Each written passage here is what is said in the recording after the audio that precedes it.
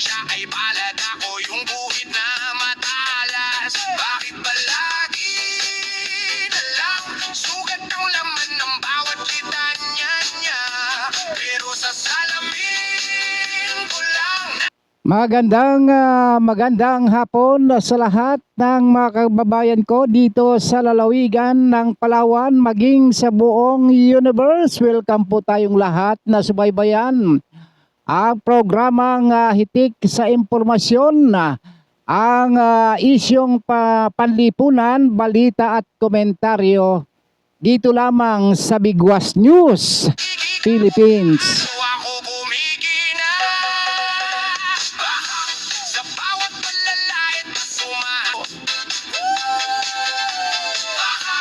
Kung di mo trip ang buhay ko, di Samahan po ninyo ako sa loob na isang oras na programa. Walang personalan, trabaho lang tayo mga kababayan. Don Robert Ramiro ang makakasama ninyo na maghatid ng mga balita at paalaala sa lahat ng mga nagmamalasakit sa sambayanang Pilipino.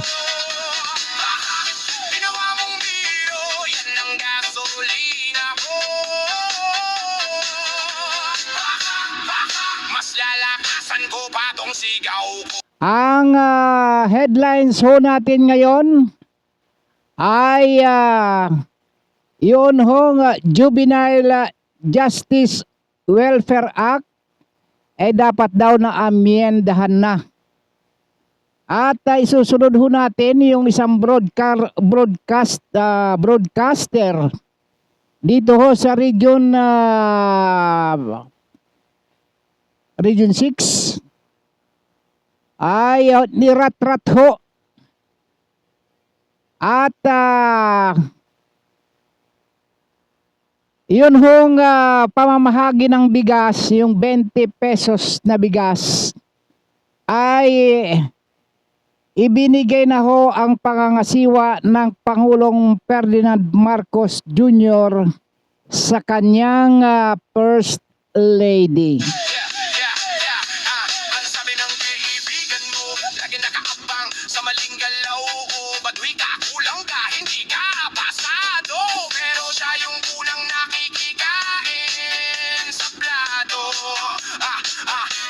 Ingit ba yan o hobby lang talaga? Nabilangin ang butas ng payong ng iba. Habang ako basang-basa sa ulan, kumakanta pa rin, may sayaw pa sa daan. Kung pangit daw ang trip ko, bakit kaya lagi niya akong sinusundan? Kung wala raw akong kwento, bakit pangalan ko ang kinukwento niya sa tanan? Okay mga kababayan, bukas ho si Pangulong Ferdinand Marcos Jr. sa mga suggestion ho para amyendahan ang Juvenile Justice and Welfare Act of 2006. Ito ay mungkahi rin ito na ibaba sa 12 taong gulang ang edad ng mga bata na maaaring papanagutin sa batas sa mga krimen na kanilang nagagawa. Hindi ho ba Mr. Rambo? Pahayag ho, sabi ho, ang sabi ho dito ditong si Yusek Claire Castro ng PCO, Presidential Communication Officer. Ang sabi nga natin, kung ano man ang maibibigay na bersyon ng Kongreso at titingnan po iyan ng Pangulo, pero sa kanya daw hong pagkakaalam ay yes na yes na yes na yes. Hindi ho ba? Yes daw ho. Open ang Pangulong Marcos Jr. kung mabababa ang edad ng mga kabataan sa 12 anyos na nakagagawa ng krimen. Ito ho, open na open. Hindi ho nakapinig. Pahayag ito ni Communication Officer Secretary Undersecretary Claire Castro makaraang sabihin ng Philippine National Police o PNP na suportado nila ang pagbaba sa edad ng maaaring madagot sa batas itong mga kabataang ito, at kung sila ay tatanungin, dapat ibaba hanggang sa 12 taong gulang. Ang kay Senador Robin Padilla nga ay 10 eh. 10 years old yung kanyang panukalang ibaba. Ibaba ho sa 10 years old. Sabi ho kasi ni Undersecretary Claire Castro ay reasonable daw ho ito, at ito ho ang nakikitang angkop na edad ng Philippine National Police na dapat na managot sa batas. Yun ho. Ito ho yung suggestion ho ito ng PNP. At ang pagkakabanggit nga ho ay nakikita natin na nasa isipan ng mga miyembro ng Philippine National Police na na ang mga kabataan ngayon ay mulat na kung ikukumpara noong kabataan ng mga na ipinanganak noong 1950s, 1960s, 1970s. Hindi ho ba tama? Madam Presi Pangilinan o kaya naman Madam Jimilin Nietes. Hindi ho ba? Ayun. Batidaan niya ng pamalaan na ang mga kabataan sa kasalukuyan ay mas mulat na kumpara noon at mas malalakas ang loob. Ang mga kabataang ito na ito ho ay sinasang-ayunan ho ng Pangulo. Yan ho, ang pagkakabanggit pang ho diyan ay depende po yan kasi kung ano po ang makikita na bersyon ng Pangulo, at kung ito man ay magiging mas makabubuti sa ating mga kabataan at para sa pagpapatupad ng ating mga batas, ay sasang-ayunan ng presidente. Ito ho ang banggit ni Yusek Castro. Dagdag pa ho diyan mga kababayan ko,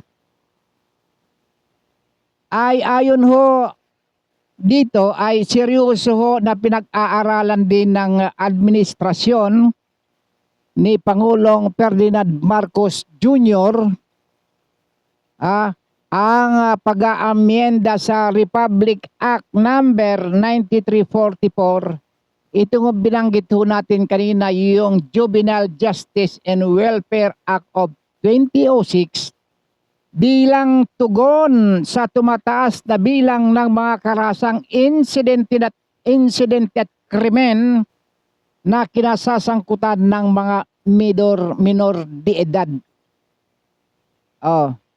At sinabi ho nitong si Yusek Castro na sumasang-ayon siya sa posisyon ng Philippine National Police na makatwiran ang panukalang ibaba sa 12 anyos ang minimum age of criminal liability. Eto ho, may pahayag nga ho rito si si Senador Robin Padilla Hindi ko po talaga matatanggap na tatawagin natin mga bata itong mga ito. Ito po ay nakakatakot po. Kung ito po ay hindi natin haharapin ngayon, ang sabi nga po ng ibang mga eksperto, baka isipin talaga ng mga bata na okay lang po. Kasi hindi naman tayo makukulong. Naniniwala tayo sa rehabilitation. Pero bago tayo makarating sa rehabilitation, magbayad ka muna ng kasalanan mo. Hindi naman po pwedeng hindi ka magbayad ng kasalanan. Yun lamang po. Ulitin mo. Hindi po talaga ako makapaniwala. Yan lang ang gagawin nyo? Sa mga batang yan, ganyan lang i-interpret nyo? Lalo na naman lalakas po ang mga loob ng mga sindikatong bata. Bakit naman dumating tayo sa puntong ito na kapag ang nakagawa ng kalumal-dumal na krimen, kakatuhin pa ba natin itong bata? Isa lang po yung ating PTN, proteksyon na ng mga bata. Bata. Pero yung mga nakagawa po ng mga heinous crime, hindi ko po talaga matatanggap na tatawagin nating mga bata itong mga ito. Okay, napakinggan ho ninyo yung sinabi ni Binoy, ni Senador Robin Hood Padilla. Hindi ho talaga, masama talaga kanyang loob eh. Tungkol sa mga pangyayari na kinasasangkutan ho ng mga kabataang ito. Pag hindi ho pamamaril, pananaksak, pambubuli, nauuso na dyan sa sa mga rambulan. Sa rambulan dyan ho, madalas. Nag-uumpisa sa asaran, humantong sa rambulan. At hindi lang sa rambulan, nauwi sa pananaksak at barilan. Kaya ho, naalarma ang gobyerno, ang mga alagad ng batas, maging ang Department of Education, yung DepEd. Naalarma sa mga pangyayari sapagkat hindi na ho ito pangkaraniwan, pinaplano na ho eh. Pinaplano na ng mga bata kung paano nila gagawin yung kanilang dapat na gawin na maminsala ng kanilang kapwa mga kabataan din, mga mag-aaral. Nang dahil lang sa pang-aasar. Agad tinalakay na natin ito kahapon eh. Yung mga dahilan kung bakit ho nagkakaroon ho ng ganitong mga insidente. At sinabi na rin ang pamamaraan nitong mga otoridad, yung mga dalubhasa, tungkol ho dito kung paano ho maagapan at hindi ho mangyayari yung mga ganitong pangyayari sa mga paaralan. Hindi lang ho sa mga paaralan nangyayari ito eh. Yun ay nangyayari sa mga lansangan. Hindi lang sa mga lansangan, maging sa loob pa ng mga tahanan. Kaya ho, ano sabi nung mayor ni Tacloban City Mayor Alfred Romualdez, huwag ninyong ipasa ang responsibilidad sa gobyerno para disiplinahin yung inyong mga anak. Pagkat masama ho kasi, talagang pagka ang bata ay palagi mong pinapagalitan, o kaya kinukonsinti mo naman, araw-araw na lang nai-expose doon sa mga karahasan. Diyan ho lalo na yung sinasabi ho na nalululong diyan sa Gurbox na yan, o Roblox na yan, o ano pa man. Yung mga diyan ho sa internet. Kaya nga ho, may tagubilin ho eh. Tinagubilin ho tayo eh. Na subaybayan yung inyong mga anak sa paggamit ng social media. Yun hong internet.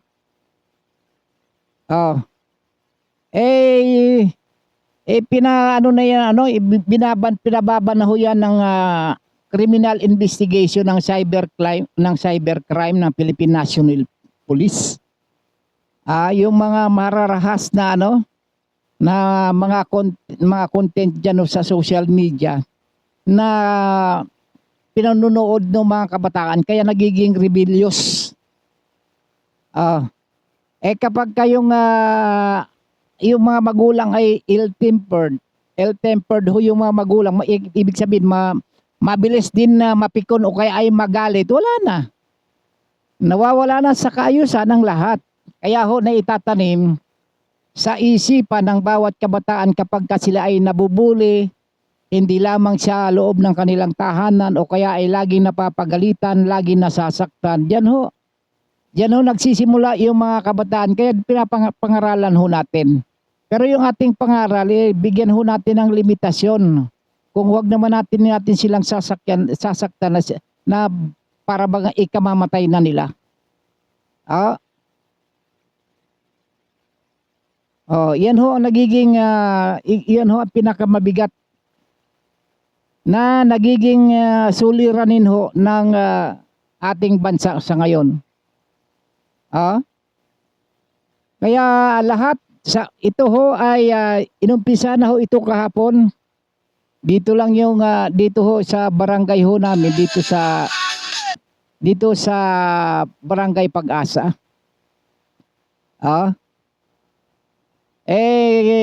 Nagkaroon na ho ng mahabang pila sapagkat na ibig sabihin hindi ho nakapag-handa yung mga tanod, yung mga dapat na magkaragdagan ng mga security para ho mag-assist dito sa mga estudyante papasok sa loob o sa bisinidad ng paaralan.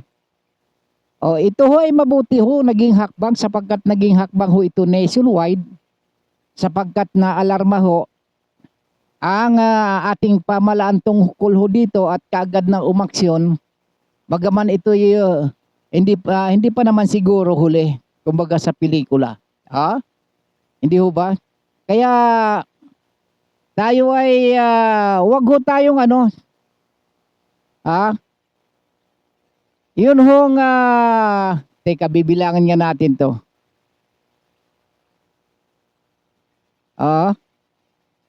Ilan na ba ito?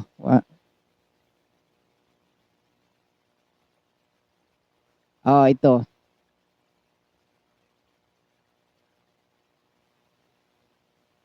Yun hong napapagalitan, wag ho kayong wag kayong magagal, wag kayong magtatampo. Sugat ang damdamin, tinig ng masa, sa hangin umaalingaw-ngaw din. Sugat ang bayan, sugat sa lupa't puso. Laban natin hanggang tagumpay ay sumuso. Okay, hindi ho ba? Sugatan ng bayan. Nang dahil nga ho dyan sa pangyayaring yan, hindi lang naman ito meron pang mga nauna. Sa hangin umaalingaw-ngaw din. Sugat ang bayan, sugat sa lupa't puso. Laban natin hanggang tagumpay ay sumuso. Lang sagot sa daing, sampal lang sistema parang kulog ang dating. Baryo hanggang syudad, parehong imutok. Laging tanong sinong totoo, sinong bulok. Langit may dumilim, umaasa pa rin. Alon sa dagat, dalay liwanag sa dilim. Ang pawis ng mga gawa, patak na ginto. Pero para sa kanila, ang ginto'y tila sumpa ng mundo. Okay. Yan ho ay nagiging problema ho ng bayan. Ika nga tama ho yung ating na-play, sugatang bayan. Sapagkat paano ho nasasabi nating sugatang bayan? Sapagkat hindi lamang ho itong problema sa paaralan, kundi yung malalaking problema, yung malaking nakawan na sa gobyerno. Napakalaking sugat sa mga mamamayan yan sapagkat hanggang ngayon ay hindi ho talaga naghihilim yung sugat, naghihilom ibig sabihin. Hindi ho gumagaling sapagkat hindi ho nalulunasan. Hindi ho nalulunasan. Itong nangyayaring ito noong mga nakaraang mga dagdaang mga buwan hanggang sa ngayon. Na yun ho ay ika nga ay talagang pinagpipiestahan hindi lang sa mainstream media maging sa social media. Yung sugat ng bayan, ano ho yun, yung flood control na hanggang ngayon ay walang linaw sapagkat pilit nga ho itong tinatakpan. Ito na bumulaga na naman itong problema ng mga kabataan. Nag-umpisa dito sa mga dito sa mga matatanda, mga horrible. Ngayon sa mga bata na naman. Yung problema ng mga kabataan. Nagbabarilan na. Kapag hindi barilan, saksak. Wala hong ano ho ang naging dahilan yun hong juvenile justice system ho natin. na pag pinag-aaralan na rin ng mga bata, kaya ho nila nagagawa yun. Total, hindi naman daw sila makukulong eh. O, hindi ba? Kaya nagagalit tong si Senador Robin Padilla. Gusto niyang amyendahan eh, hanggang ngayon eh. Hanggang ngayon ay ang PNP, umaangal na rin maging ang presidente. Ano pang ginagawa ng Kongreso na ito? Abalang-abala kayo sa impeachment trial ni Vice President Sara Duterte. Hindi niyo maasikaso itong cancer ng lipunan ito. Yung mga mambabatas, diyan sa Kongreso, dapat amyendahan nyo na ito. Diyan sa dito sa Senado. Bakit hindi nyo pagtulungan ito? Hindi, kailangan pa ba na kayo ay mamanduhan? Mga mamamayan, mga ordinaryong mamamayan, pwede pa bang kailangan pa ba silang magsalita na aksyonan ito mga ganitong pangyayari? Ibig sabihin, huwag kayong maging inutil. Nagiging inutil kayo kasi puro pansariling interest ang inyong inaatupag eh. Pag hindi pabagsakin yung mga kalaban ninyo, inuuna ninyo yung kung sino ang hindi makakampi ng administrasyon. Sa kanyo babanatan, sasampahan ninyo kung ano-anong mga kaso. Ipakukulong ninyo. Samantalang yung problema na dapat na malutas, hindi nyo na malulutas-lutas sapagkat pinagtatakpan ninyo. Ngayon, ito na naman. Bakit hindi ho ninyo asikasuhin yung ganitong problema? Kadami-dami yung problema ng ating bansa. Hindi lang ho ito sa pagkain. Pagkain lang natin eh. Pang-araw-araw na pangangailangan ng sambayan ng Pilipino, malaking problema na yan eh. Marami na ho nga nagugutom eh. Marami na rin ang walang trabaho. Kaya nga puro ayuda kayo ng ayuda eh. Napupunta na lang yung dapat yung ayuda na ibinibigay ninyo napunta sa mga infrastructure projects. Napunta ho doon sa panlaman ng mga kababayan natin sapagkat nagugutom eh. Ito yung bending bigas ng presidente. Ito na ho ay ibinigay na ho sa pangangasiwa ni First Lady. Sa ngayon. Itong araw na ito, Miyerkules. Ano bang petsa ngayon? 20?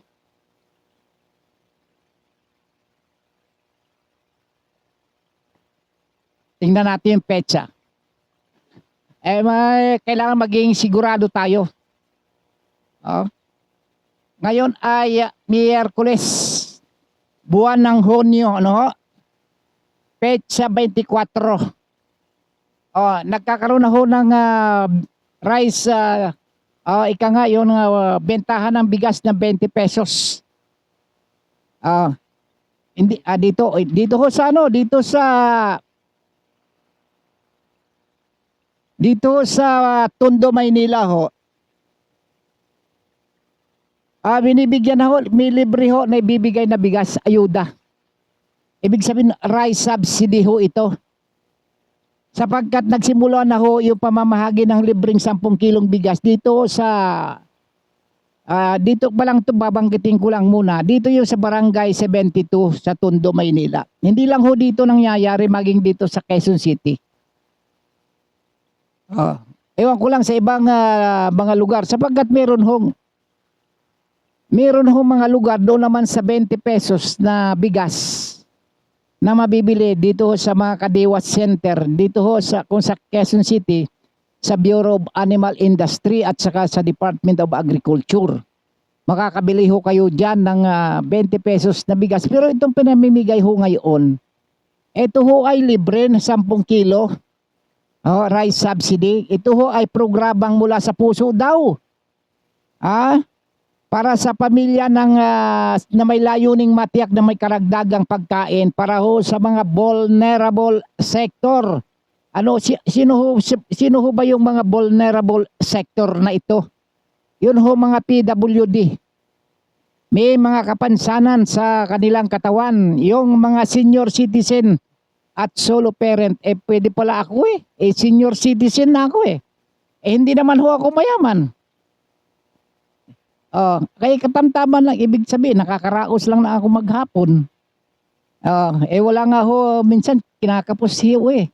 Hindi naman kasi ako tumatanggap ng mga press release na babayaran ng 1,000.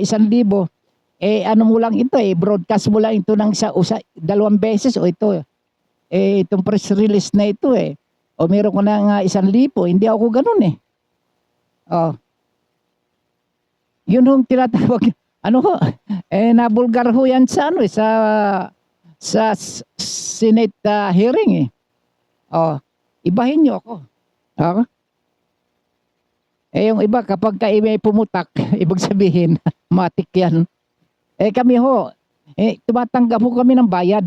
Doon ho sa legal. Pero illegal, hindi ho kami tumatanggap ng illegal. Basta't legal. Ito ho mismo na ho si First Lady Liza Araneta Marcos.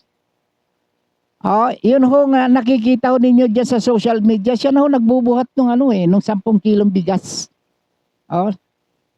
At binibit ho dyan, inaabot niya doon sa mga beneficiary. Yun ho ang kanyang trabaho ngayon, mamigay ng libre. Anak ng tipaklong, kadami-dami ng Yun ay pili lang naman din. Hindi naman ho lahat na nabibigyan niya. Kung PWD ka, depende ho yan sa mabibigyan. Kung ikaw ay malakas kay chairman, kilala ka nung tagalista, kamag-anak ka, sigurado yan, matik yan, meron ka. Pero pag hindi man lang kilala, nasulyap-sulyap ang kali sa tabi-tabi, dinadaan-daanan lang yung bahay mo, nako, malabo. Malabo pa sa sa buga ng pusit. Wala. Kaya magbasa ho kayo.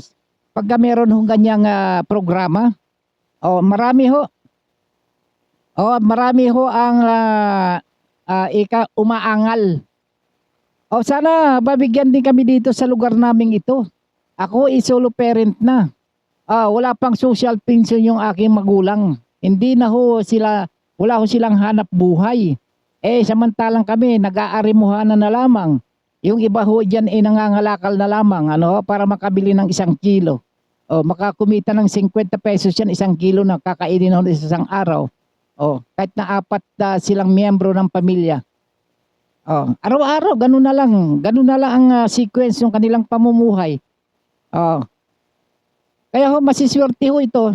Dito sa Barangay Pag-asa, sa Barangay Pag-asa ho, meron hong pamimigay doon, pinamimigay din ho dito. Ito sa Quezon City, maging dito sa San Juan, dito sa Kalakang, Maynila, meron hong mga lugar na nagbibigay ho ng tig sa 10 kilong bigas na libre sa mga vulnerable sector. Bukod ho diyan, meron pa hong tig 20 pesos. Nandyan ho, nakalista ho dyan sa dyan sa website ng sa page ng Department of Agriculture. I-scan ho ninyo kung saan ho kayo malapit, kung saan ho kayo makakabili ng 20 pesos na bigas. Sapagkat yun hong wala ho sa listahan na karapat dapat naman na ika nga ay dapat naman talagang mabigyan din nung ayudang 10 kilo, wala ho dyan sa listahan, kaya sila ho pumupunta ho doon sa ika nga doon sa Kadiwa Center. Kung meron kang 10 kilo, meron, sapagkat sa 20, meron kang 100 yan.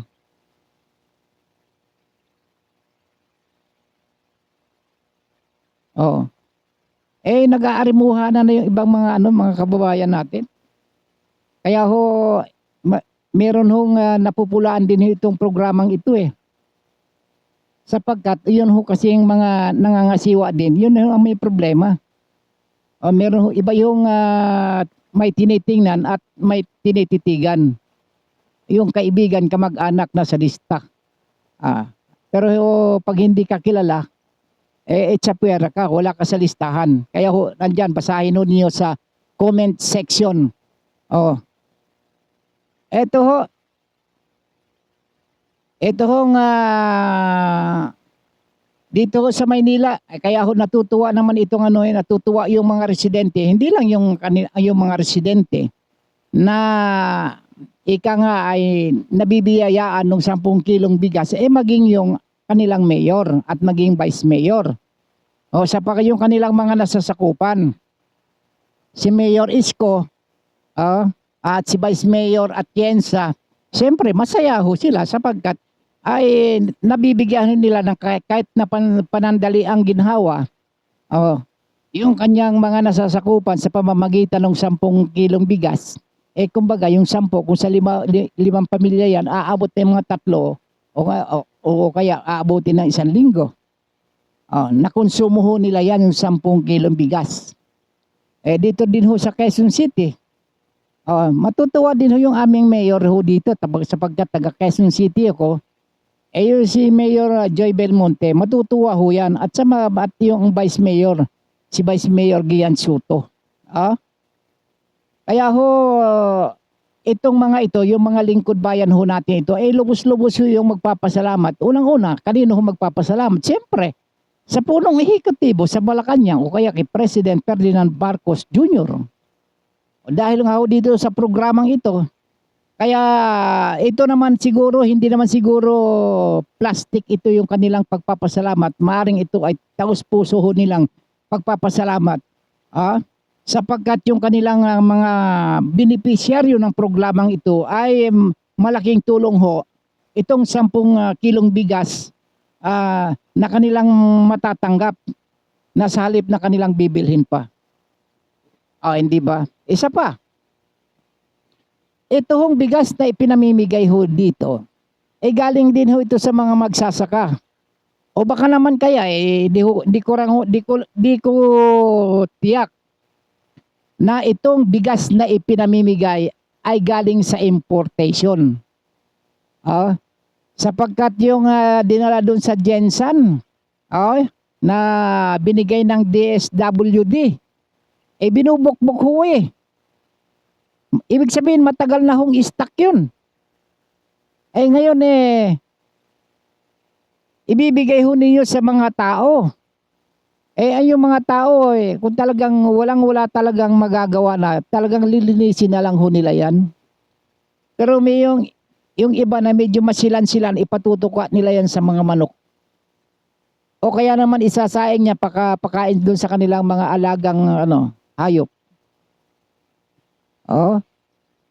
Hindi ho natin alam kung saan hinugot itong mga bigas na ito, kung galing ito sa importation o galing ito sa ani ng mga magsasaka, sapagkat ngayon mga kaibigan, panahon na siguro na itong mga magsasaka talagang mahalin naman natin ang husto ng gobyerno. Hindi ba Engineer Jimmy Apostol, sapagkat ito si Jimmy Apostol mga kaibigan, isa ho ito sa mga opisyal ng gobyerno. Ito consultant dating director ito director ng National Irrigation Administration dito yata ito nakabase sa region dito sa Mindanao, region 10, 11, 12 o ano pa ba. Basta ito opisyal. Ngayon ho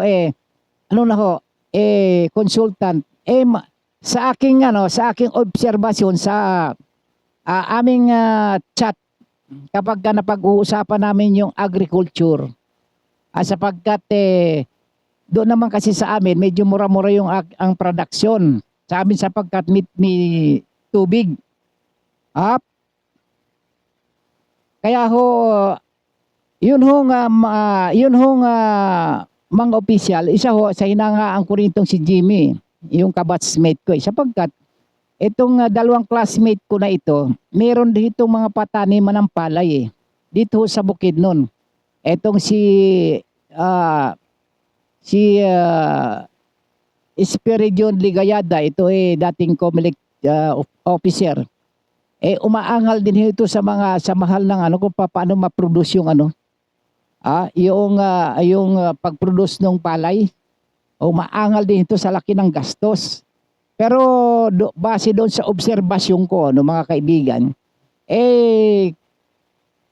nag-uutos, narinig ko nabasa ko mismo kung paano niya utusan ito hong isang ka-classmate ho namin na kung maari tingnan mo muna, pakitingnan mo muna yung kung anong nangyayari diyan sa irrigation diyan.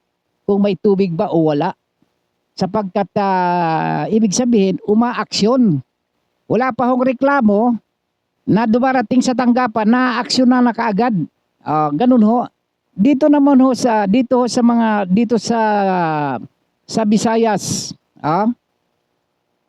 ang inaangal ho diyan talaga yung yung abono at mga pesticide.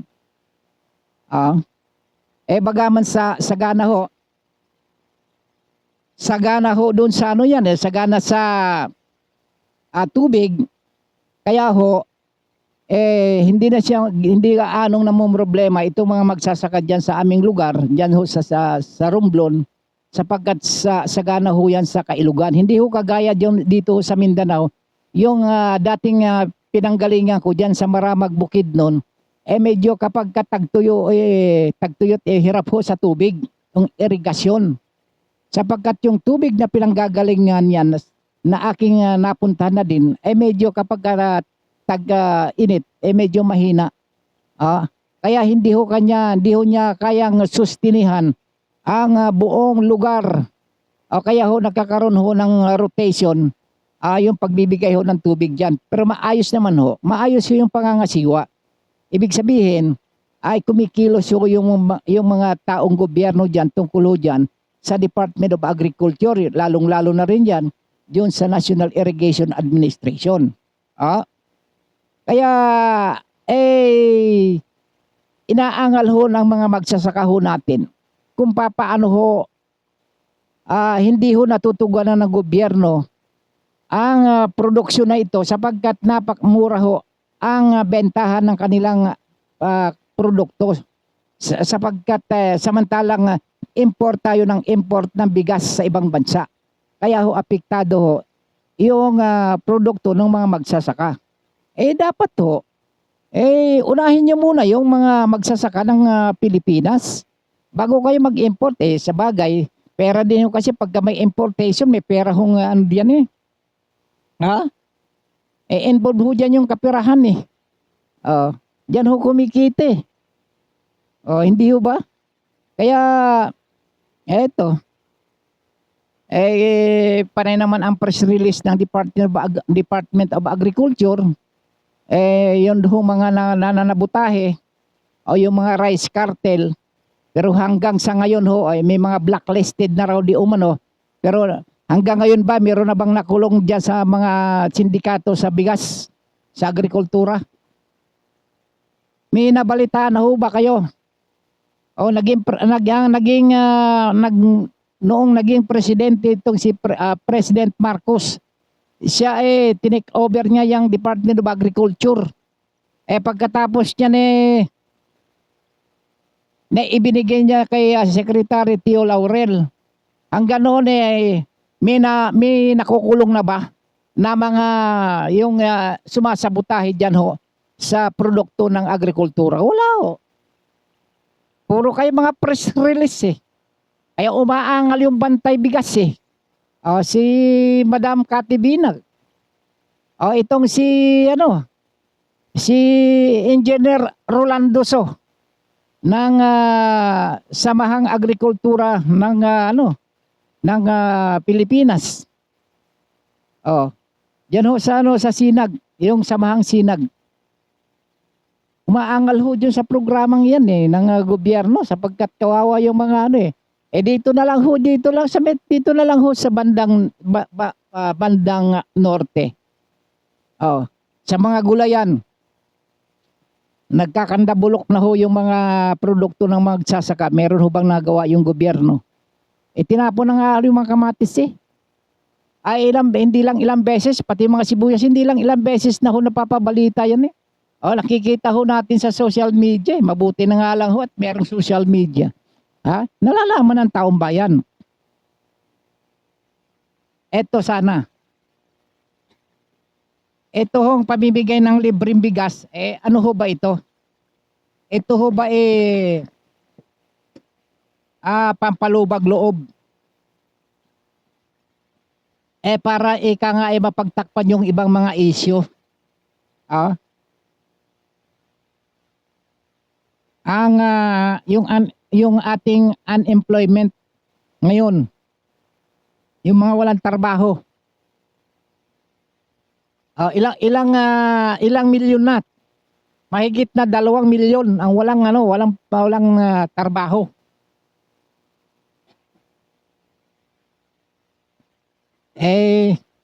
Paano nga ba? Paano pa tayo makakalikha ng trabaho niyan? Wala nang perang gobyerno eh. Nasa id na eh. Nailagay na sa maleta eh. Naipamahagi na kung kani-kaninong talpulano eh. Hanggang ngayon eh, hindi ho natapos-tapos yung investigasyon. Sapagkat may malaking balakid na kapag yan wag na nating kasing pakialaman yung flood control na yan. Wag na nating pakialaman yan. Anong ibig yung sabihin? Hindi na ho kami pera ho namin yan. Pera ho namin. Ang involved ho dyan, kaya meron ho kami pakialam. Pero hindi yan kasama sa topic ko natin. Sinasabi lang ho natin, kumbaga, nababanggit lang natin, sapagkat yun ho meron naman ho kaming karapatan kasi na makialam ho tungkol sa bagay na yan, sapagkat ang ninanakaw ho ninyo ay yung mga magnanakaw ay pera ho namin, sa halip na yan po ay gamitin dyan ho sa production, dyan sa Department of Agriculture o infrastructure project, dyan ho sa tinamaan ng kalamidad sa mga lindol, dapat nagamit ho yung pera na inyong mga ninakaw, hindi na ho, naibulsa na eh. Paano hindi kami aangal?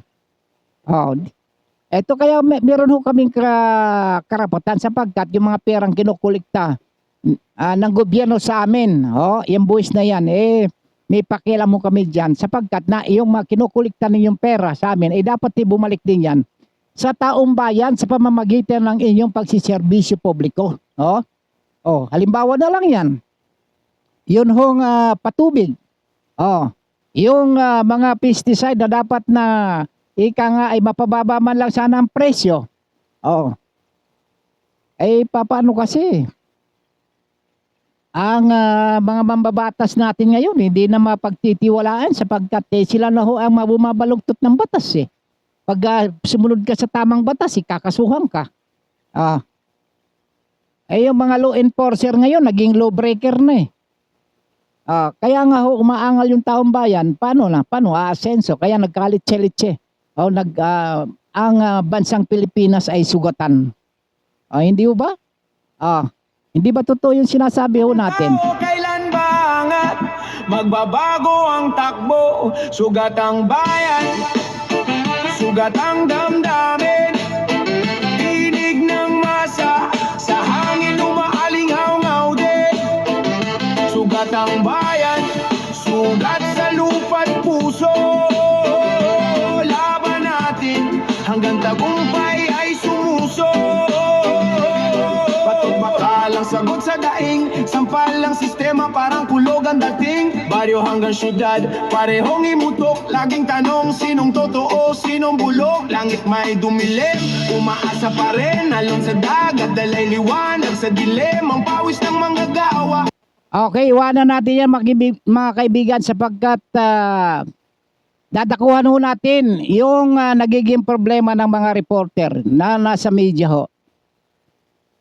Kung may nababalitaan man kayo mga negatibo na yung mga bayaran sa mga sideline sa kabila ho na yun namang mga yan ay may mga sweldo din naman.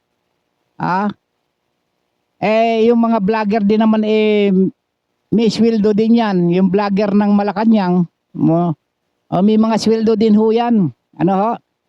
At yung mga broadcaster, mga broadcaster na mayroong mga nagpumi-PR, yan ho ay hindi ho yan corrupt.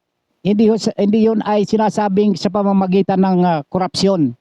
Sapagkat natural lamang na yung kabayaran ng iyong serbisyo ay kailangan sapagkat ay ang ginagawa din ho naman ng mga ito, meron din na nagbabayad ng kuryente. Oh, nagbabayad ho ng pambili ng gasolina. Pagkain ho nila, saan nila kukunin kung wala silang tatanggapin na pagbabayad?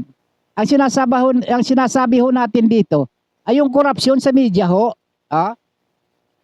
At may mukhang may sumisinyas sa akin pero mamaya ko na siya intindihan ho. Bigyan lang ho natin ng pansin. Ito ho hinimo kasi ng Philippine National Police. Ang lahat ng mga mamamahayag na nakatatanggap ng banta o kaya oy pananakot, ito Philippine National Police. Yun ho mga pananakot na kakasuhan yung mga mamamahayag. Di ba ho yung mga vlogger rin, mamamahayag din ho yan? Yung mga pagbabanta sa kanila na kakasuhan din, dapat siguro ikukonsidera ninyo ito. Sapagkat ang sabi ho ninyo ay hinihimok ho ng Philippine National Police ang mga mamamahayag na nakatatanggap ng banta o pananakot ay agad na humingi ng tulong sa pulisya. O kagaya ho nitong nangyari ho dito sapagkat dito ho sa PRO 6, dito sa Capiz Police Provincial Office ho, sapagkat inatasan ho ni PNP Chief General Jose Milicio Nartates Jr. ang Police Regional Office PRO 6 at Capiz Provincial Office na tukuyin ang mga salarin at alamin ang motibo ng pag-atake dito ho sa isang broadcaster na nakaligtas itong si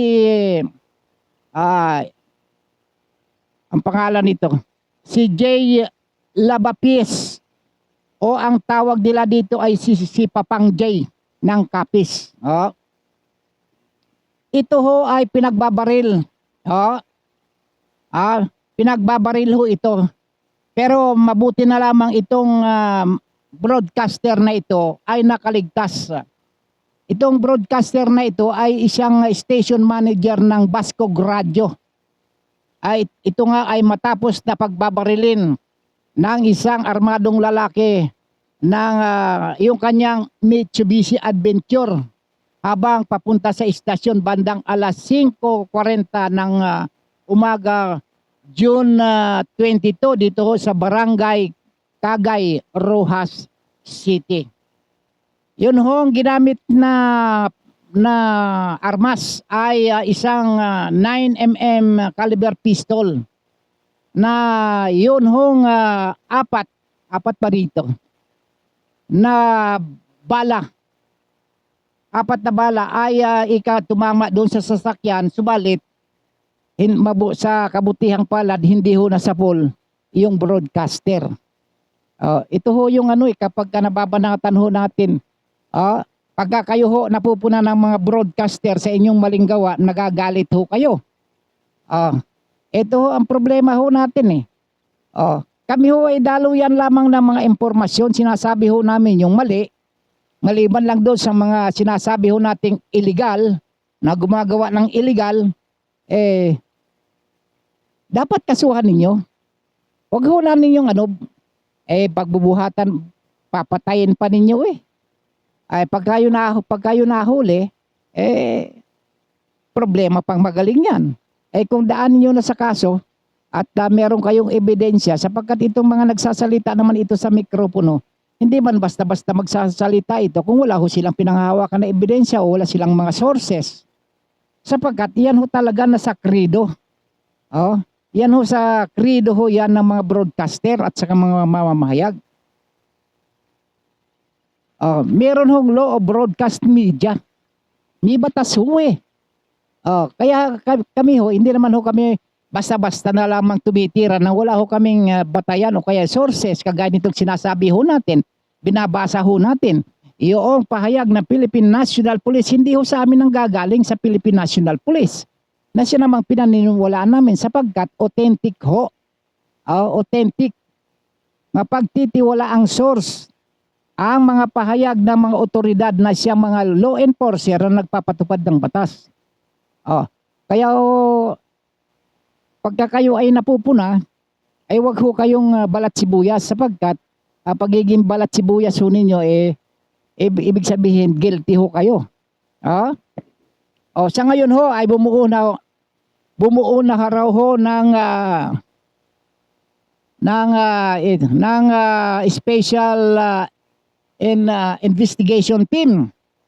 Itong PRO6 para matuko yung kaugnayan o sa trabaho nitong broadcaster na ito, kung ito ay may kinalaman sa kanyang trabaho o kaya naman personal, kaya ho ito ho ay iniimbestigahan ng pambansang pulisya. Partikular, ito hong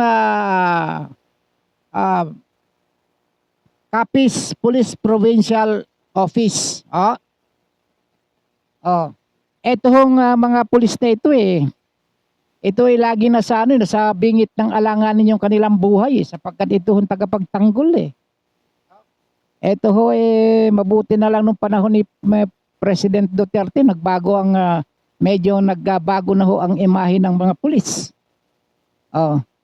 At doon ho sa panahon ni dating Pangulong Rodrigo Roa Duterte, talagang may yung mga Cebu laboratory. Talagang natuklasan Meron nga ho kaming inano dyan sa Bulacan wag na natin ikwento. Pulis din ang pero sa ngayon ho, panahon na ho ni President Bongbong Marcos, meron pa bang Cebu laboratory? Meron pa ho Dito lang ho sa Quezon City. Yung Cebu Lab na ika nga ay yun ho nag-ooperate dito ay isang Koreano. Dito sa barangay Santo Cristo. Ito kailan ba ito nangyari? June 21 ho ito nung ito ho ay salakayin sapagkat yung information ay June 16 pa kaya tinarbaho ito ng NBI. Ito sinalakay ho ng mga tauhan ng National Bureau of Investigation ho. Itong isang condominium unit dito sa Quezon City. Ito sa barangay Santo Cristo ho. Ito ho ay bandang alas 3 ng hapon. At nakuha doon sa nasabing raid ay yung mga pakete ng hinihilang ng shabu, mga chemical, laboratory equipment at drug paraphernalias.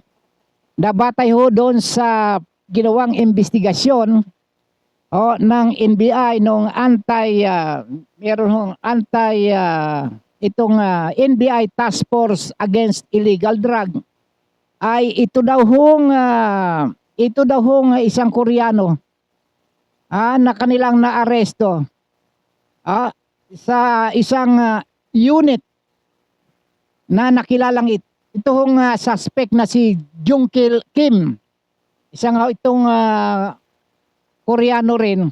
Ito ho ay Ito ho ay naaresto noong linggo 21 ng June. Ito ho ang isa pa sa naging lead ho nila kung kaya nagsagawa sila ng bypass operation at humanto nga ho dito sa pagkakatuklas ng isang shabu laboratory. Di ho ba? May balik na naman tayo dito sa mga shabu kaya diyan ho dito sa barangay Pag-asa. Lagay sos Pariones Tondo Maynila. Andiyan na naman ho mga shabu, magdamagan naman ho silang naglipana. May mga lookout na naman. Diyan lang di sa Sibuyan Romblon, sabi nung pinsang ko meron na rin daw shabu dati, nawala na yan. Ngayon balik na naman sa dati. Ayon ho dito kay yung NBI officer na si Rose Galicia ng NBI Task Force Illegal Drugs ay 10 kilogram ng shabu daw ho ang nagagawa nito araw-araw. Yung napoproduce na kaya ho laganap naman yung distribution ng shabu. Diyan sa Quezon City. Yan ho ngayon ho ay iniimbestigahan pa ng mga otoridad kung sino-sino yung mga kasabwat ho nitong Koreanong ito na isa sa mga naaresto. At ito hong nakuha yung mga shabu rito at maging mga laboratory equipment dito sa isang condominium unit dito sa Barangay Santo Cristo sa Quezon City. Oh. Ito ho ay nagbunga ho yung pagkakared ho dito sapagkat meron ho isang residente na nagtip sapagkat meron ho silang kakaibang naaamoy dyan sa isang unit na yun. Kaya ho nila na iparating ho itong ganito hong ano. Kaya sinubaybayan ho ito. Yon, nagbunga. Isang laboratorio na naman. Oh. Pagkatapos ho na mawala na itong mga ito, balik na naman sila sa dati. Alam mo naman natin, hindi ko sinasabi, hindi ko man nakitang nagdadrugs itong presidente. Pero yung bansag sa kanya, bangag binansagan siyang ganun. Ako, hindi ko naman masasabing siya ganun sapagkat wala naman akong ebidensya. Oh. Kaya ho, katakot-takot na hong kaso ang ikinaso ho dito sa mga personalidad na ika nga nag-akusa ho dito sa presidente.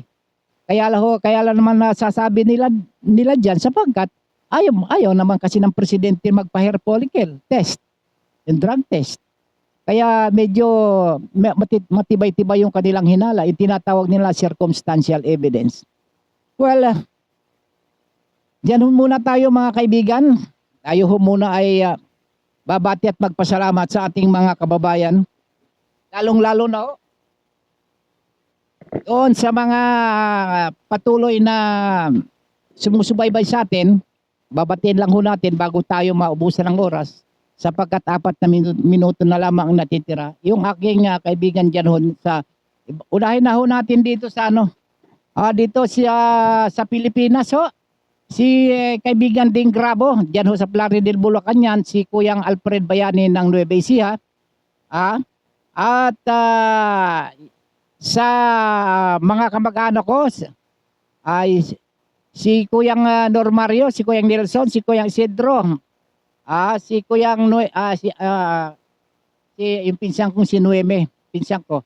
At si Manang Milba Rabino at si Flora Ramiro Rizzo, no?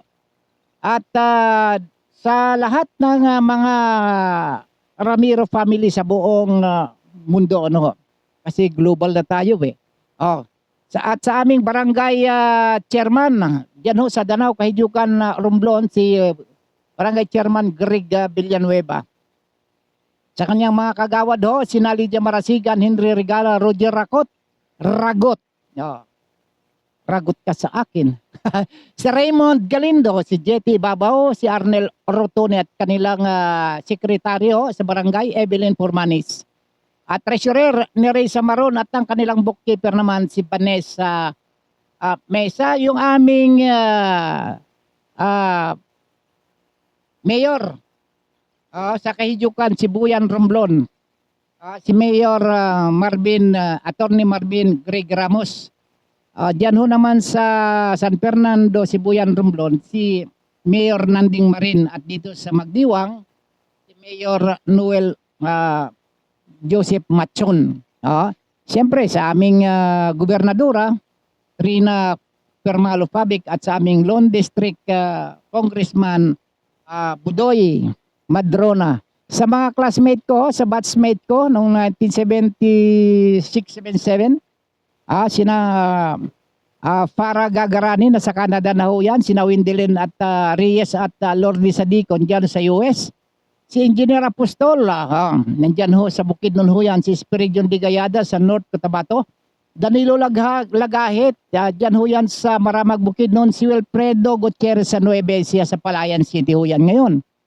Sina Atanasio at Bing Briones ho, si Oderly Permalino, Miriam Barbosa, Josepina Cabinta Ramos, Caterina James, sina Vilma Cabantog, Nancy Roma, Evelyn Lantong, Merilo Octaviano, sina Luz Mainit, at yung mag-asawang si Paterno at Zenaida Gahonera, at sa aming advisor naman, sina Ma'am Ebon Docosin Kapli, Ma'am Rose Kalikaran, Sir Hil Magbanwa, Sir Autida, Sir Permalino.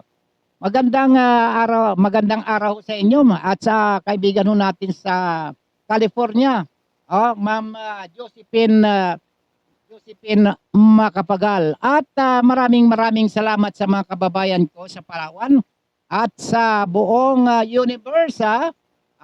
subaybayan ho ninyo bukas, Huwebes, ang ating programang isyong panlipunan, balita at komentaryo dito lamang sa Bigwas News Philippines. Kasama ho natin sa palatuntunang ito ang ating mga magigiting na sina Tech Aaron Tecleo, sa ating news director Ma'am Rose Dingding, program director Jeff Balahonda, sa ating station manager Ronnie Dave Abilit, sa ating general station manager Ma'am Naomi Cascara. Ang inyong lingkod, walang iba kundi si Don Robert Ramiro.